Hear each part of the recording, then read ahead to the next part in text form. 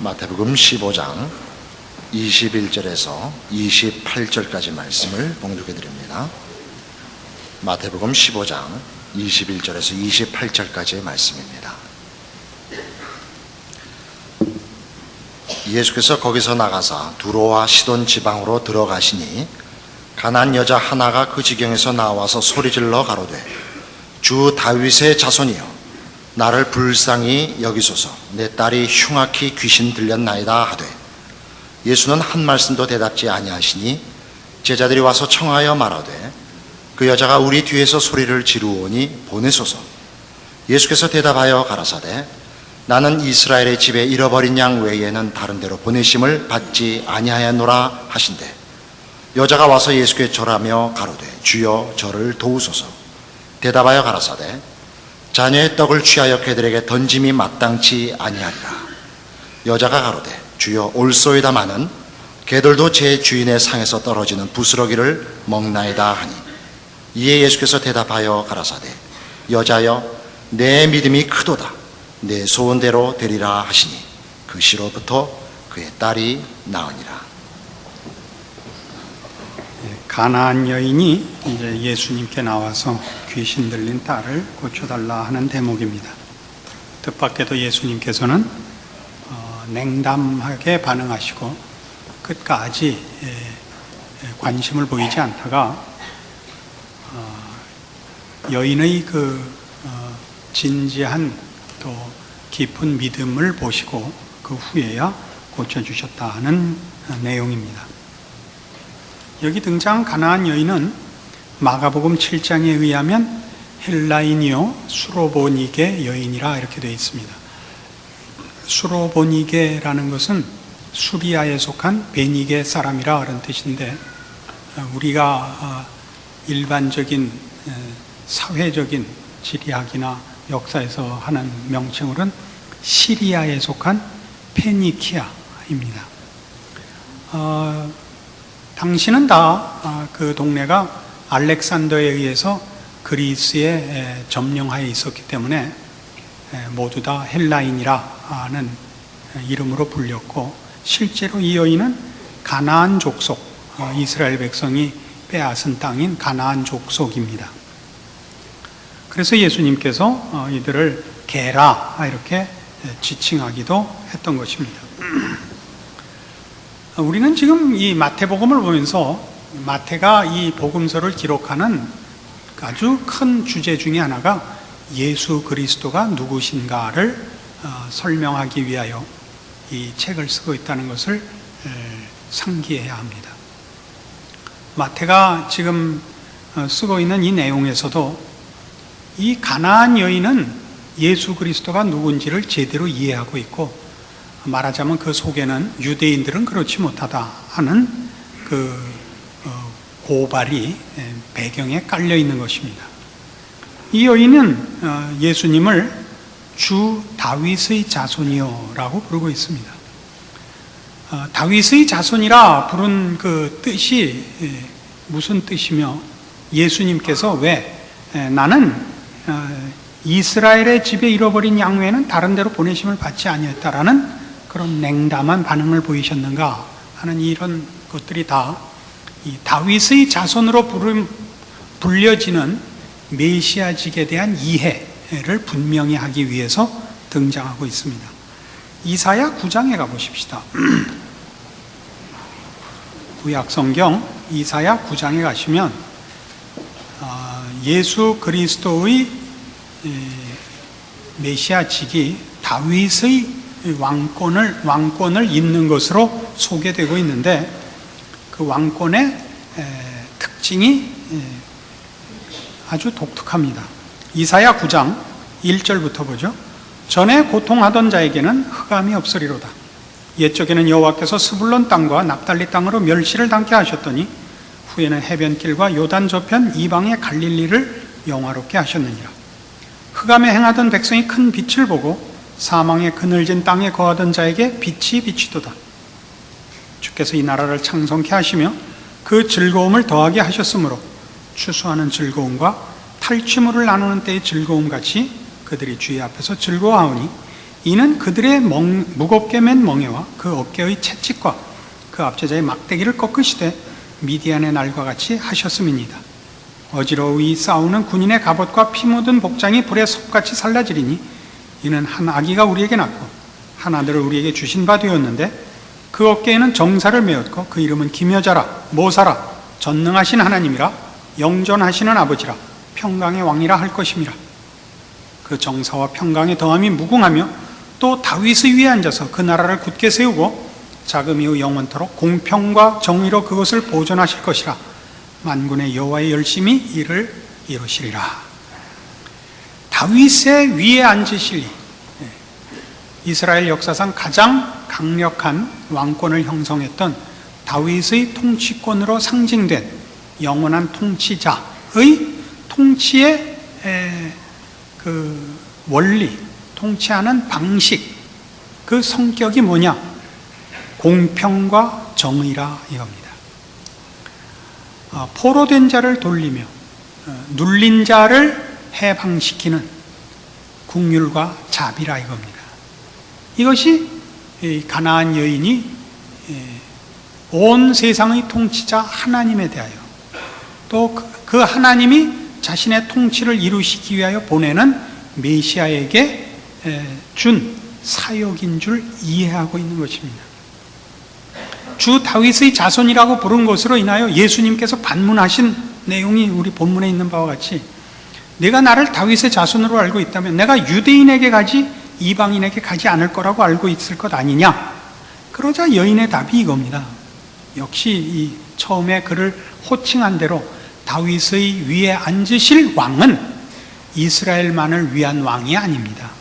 그는 모든 족속에게 공평과 의를 행사하실 분입니다. 이겁니다. 이사야 16장에 가보시죠.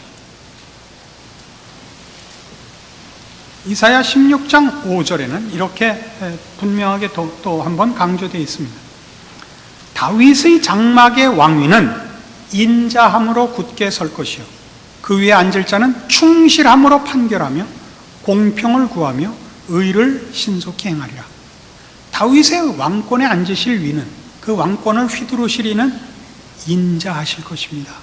인자함으로 굳게 설 것입니다. 그게 이 가나안 여인이 예수 그리스도에 대해서 아는 바요 그의 믿음입니다. 그리고 우리 모두는 이 통치자 앞에 은혜와 자비를 얻어야 되는 존재인 것을 아는 것입니다. 여기서 말하자면 마태가 이 사건을 기록함으로써 스스로를 개라 취급받음을 당연시 여기고 예수님 앞에 나와 엎드린 이 여인과 당연히 그 옆에 같이 엎드렸어야 할 유대인들을 비교하고 있는 것입니다. 유대인들은 저들이 선민이요 하나님의 백성이요 율법을 소유하고 있는 것으로 이미 하나님의 자녀라고 여기고 있습니다. 자녀이면 더욱더 그 아버지 앞에 순종해야 할 것 아닙니까? 남이라면, 하인이고 종이라면, 혹은 짐승이라면, 가축들에 불과하다면 얻어먹기나 바쁘지 아버지의 뜻을 따르는 더 고급한 일에 순종하는 일과 배우는 일을 할 필요도 없고 수준도 안 되지만 자녀라면 더욱더 그래야 하죠. 그런데 유대인은 그러지 않고 있는 것입니다. 이 가나안 여인이 이해하고 있는 것은 이겁니다. 시편 84편에 가봅시다. 시편 84편은 고라 자손의 시라고 되어 있습니다. 10절 말씀 봅시다. 주의 궁정에서 한날이 다른 곳에서 첫날보다 나은즉 악인의 장막의 거함보다 내 하나님 문지기로 있는 것이 좋사오니 여호와 하나님은 해요 방패시라. 여호와께서 은혜와 영화를 주시며 정직히 행하는 자에게 좋은 것을 아끼지 아니하실 것임이니이다. 만군의 여호와여 주께 의지하는 자는 복이 있나이다.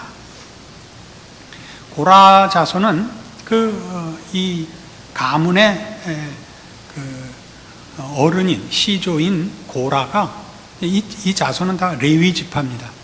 레위 지파의 가문인데 출애굽 때 모세가 이스라엘 백성 위에 받는 영광과 그 지위를 시기하여 한번 반항했던 여러 사람과 연계해서 모세의 지도권에 반항했다가 하나님 앞에 아주 몹시 혼났던 그 가문입니다.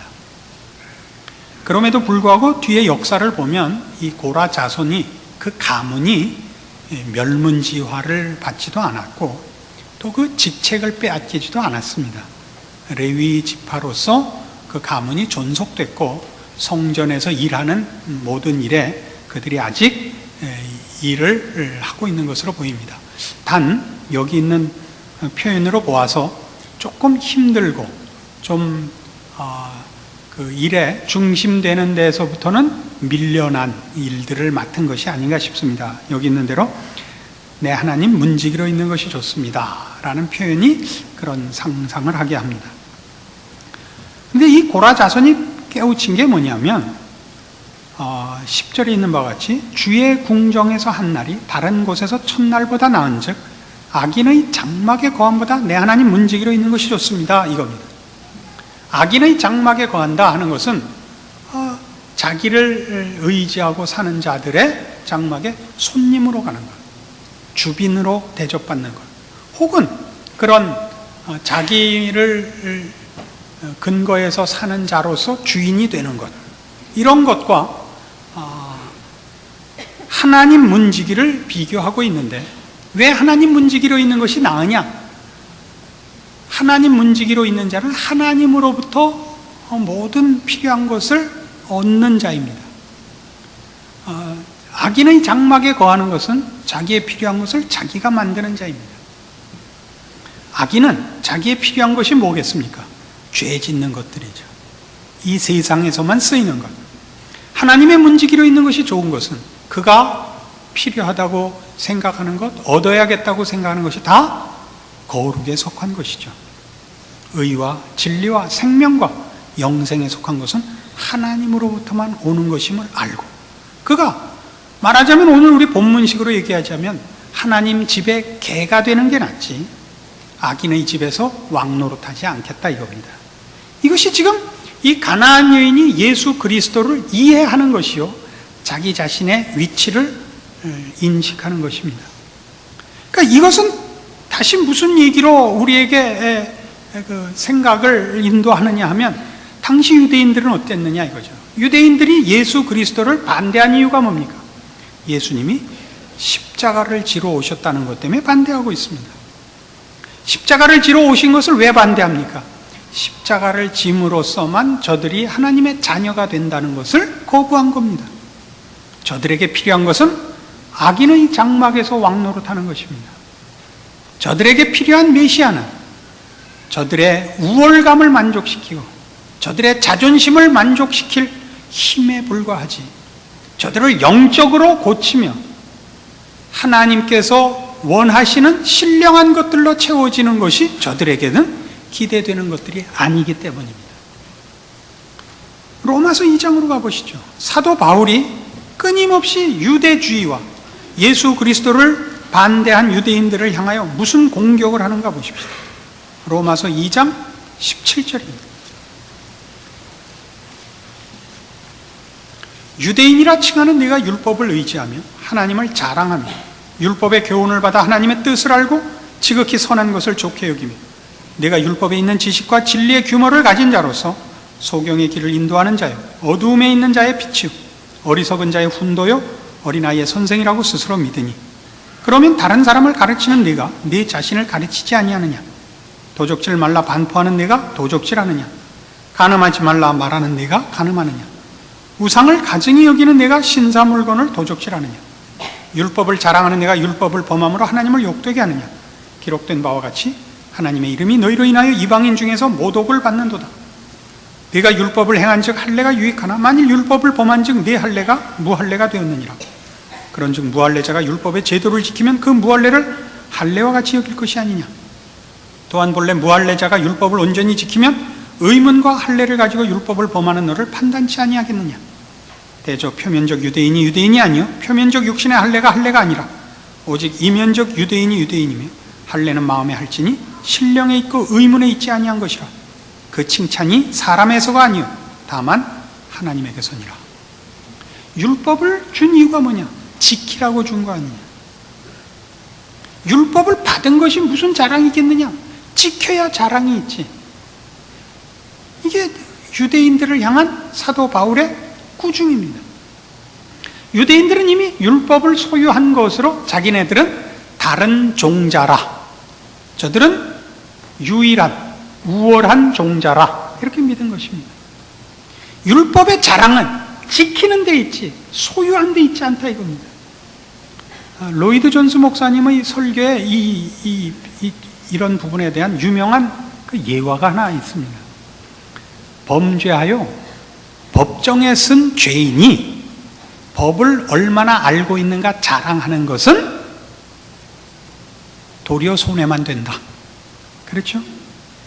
그가 법을 얼마나 잘 아는가를 범죄하여 잡힌 법정에서 떠드는 만큼 손해지요. 몰라서 그 죄를 범했다 그러면 그 정상 참작이 되지만 알고 그랬다 그러면 매우 철화밖에 나올 게 없지 않겠습니까? 법이란 지키는데 그 가치가 있죠. 아는 것은 지키자고 아는 것이죠. 유대인들은 그런데 이상하게도 소유하고 아는 것으로 이미 기고만장해버렸습니다. 지키지 않게 됐습니다. 그리고 자기들과 이방인들을 구별하는데 율법을 아느냐 모르느냐, 할례를 받았느냐 안 받았느냐에 이것들을 동원하고 그것을 써먹지 않고 있습니다. 그래서 사도 바울의 지적은 이겁니다. 너희는 하나님을 욕되게 하는 자들이다 이겁니다. 하나님의 말씀을 받고도 지키지 않으므로 더욱더 하나님의 영광을 가리운 자들이다 이거죠. 빌립보 3장에 가면 그래서 이런 유대주의에 관한 사도 바울의 아주 분명한 경고와 꾸중이 나옵니다. 빌립보서 3장 1절입니다. 종말로 나의 형제들아 주 안에서 기뻐하라. 너희에게 같은 말을 쓰는 것이 내게는 수고로움이 없고 너희에게는 안전하니라. 개들을 삼가고 행악하는 자들을 삼가고 손할례당을 삼가라. 하나님의 성령으로 봉사하며 그리스도 예수로 자랑하고 육체를 신뢰하지 아니하는 우리가 곧 할례당이라. 그러니까 유대주의를 경계하는 것입니다. 유대주의란 아까 얘기한 대로 자기네들의 선민된 것, 그것만으로 자랑하고 실제로 순종하고 하나님을 높이는 행위는 하지 않은 자들을 말합니다. 개들을 삼가라. 개란 모든 짐승을 대표하는 짐승들을 대표하는 것으로 지금 개가 등장합니다. 짐승들이란 본능을 따를 뿐 어떤 의미나 가치나 무슨 고급한 데에 대한 생각이 없는 존재죠. 이게 개입니다. 행악하는 자들이란 윤리적 도덕적 차원에서의 범죄를 행하는 자들을 말하는 것이 아니라 이 기독교를 반대하는 당시의 유대주의자들을 말합니다. 하나님의 베푸시는 은혜와 자비, 하나님의 거룩하심들에 대하여 자신들의 자랑을 앞세워 하나님의 은혜를 방해한 자들, 행악자들입니다. 손할례당, 여기서 말하는 손은 손해본다는 뜻의 손자입니다. 할례를 행하되 그 할례가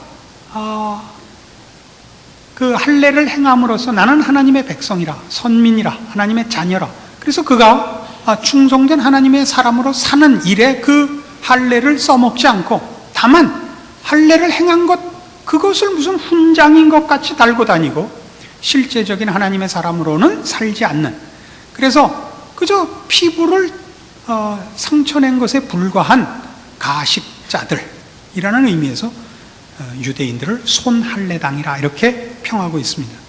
유대인들에게 있어서는 이런 표현들, 저들을 개라고 하고 행악자들이라 하고 손할례당이라고 말하는 것은 대단하게 공격하는 것입니다. 더 이상 짝을 찾을 수 없는 통렬한 꾸중입니다. 근데 이런 일들은 오늘날 현실에 있어서도 우리 예수 믿는 자들에게는 늘 골칫거리입니다. 유대주의라는 것은 유대인들에게만 있는 것이 아니고 모든 인간들에게 있는 것입니다. 종교를 빙자하여 자신이 남보다 우월하다고 믿는 그런 생각은 우리 모든 인간들의 공통된 본성일 것입니다. 예수를 믿은 것이 자랑인 겁니다. 예수를 믿어서 예수 믿는 자로의 책임과 변화는 없고, 예수를 믿은 자랑, 안 믿은 자와 비교한 자랑만 있다면 이건 아주 지랄이에요. 난 믿었고 넌 안 믿었다. 믿었으면 믿은 내용과 표가 나야 된단 말이에요. 이걸 안 하고 있어요. 그러니까 한국교회는 그 표만 내고 있어요. 믿은 표를 내요. 믿은 표. 안 믿은 자와의 구별만 있고 믿어서 져야 하는 책임은 없어요. 믿은 자다운 게 없어요. 알아들어요? 아, 이건 누가 와서 들어야 되는데, 그런 생각이네. 우리 교회 표가 뭐예요? 너나 잘해, 이거예요. 각자가 들어야 되는 내용이에요. 여러분 스스로가 생각해봐요. 예수를 믿어서 뭐이 달라졌어요? 뭐가 달라졌냐? 어디 거기에 예수를 담고 쫓아가는, 자기를 부인하고 자기 십자가를 지는 행위가 있는가? 거기에 어디 하나님께서 우리에게 요구한 것 같이 원수를 사랑하고 너희를 위하여, 너희를 핍박하는 자를 위해 기도하라가 있나? 거기를 생각해 보라고요. 신자다운 내용과 변화는 없고 예수 믿은 자랑과 교만만 있어요. 어느 교회나 그래요. 한국교회 아주 대표적인 병폐예요. 그렇게들 잘난 척을 하는지 몰라요. 나 어느 교회 다녀요가 그게 그렇게 큰 자랑이에요. 큰 교회, 유명한 목사님 교회 다니는 사람들 특히 그래요. 뭐 우리 교인들이야 그럴 일이 없죠. 뭐 유명한 목사가 아니니까.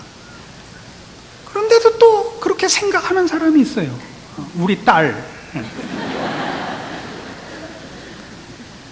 그건 자랑이 아니에요.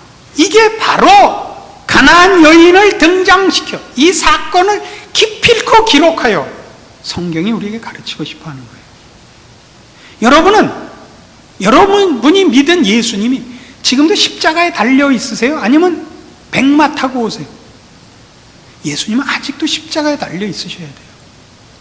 여러분은 언제나 십자가를 지신 예수 그리스도로 말미암아 이 자리에 있고, 여러분의 요구를 십자가를 통해서만 하는 거예요. 십자가를 통한다는 것은 여러분이 구해야 할 것과 여러분이 가야 할, 그리고 채워야 할 모든 내용들이 하늘에 속한 것임을 말해요. 백마 타고 오시는 예수님을 기다리는 것은 지금 이대로 여러분은 다 갖고 있고 다 됐고, 이제 하늘로부터 여러분이 남보다 잘났다는 표만 받으면 되는 거예요.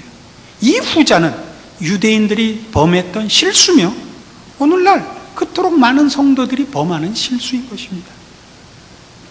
여러분들은 여러분 자신을 위하여 하나님의 은혜가 아직도 지속되어야 된다 하는 걸 인식해야 되고, 그리고 지금 예수님이 백마 타고 오셔서 심판하시면 안 됩니다.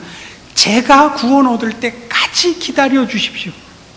이 마음에서 여러분 마음속에 아직도 예수님이 십자가 위에 있으셔야 되는 겁니다. 여러분은 여러분 자신이 개인 것을 알아야 됩니다.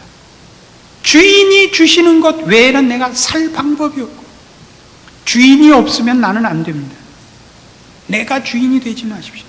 악인의 장막의 왕이 되지 마십시오. 하늘나라의 문지기가 되시고, 하늘나라 문을 지키는 강아지, 진돗개까지 바라지도 마십시오. 누렁이, 잡종, 개도 못 되면 닭, 소, 말, 돼지. 그러나 하늘나라에 있게 해주십시오. 그것이 여러분이 해야 되는 신자로서의 마땅한 자세입니다. 자기 신분의 확인이요. 하나님 앞에 매일 들어가 무엇을 구해야 하는, 그리고 하나님으로부터만 우리의 필요한 것이 온다는 사실을 확인한 분명한 자기 인식입니다. 거기에는 자랑이 있을 수 없고 심판이 있을 수 없으며, 나 자신을 위해서나 이 시대를 위해서나 내 이웃을 위해서나 하나님 은혜를 베푸시옵소서. 하나님 오늘도 밥상을 제발 발길로 한 번만 차주십시오. 흥부가 형수집에 갔다가 밥 좀 달랬다가 이뺨 한 대 얻어맞고 그 다음에 한 게 있죠. 이쪽 뺨도 때려주십시오. 밥풀 많이 묻은 주걱으로 때려주십시오. 를 해야 되는 것입니다.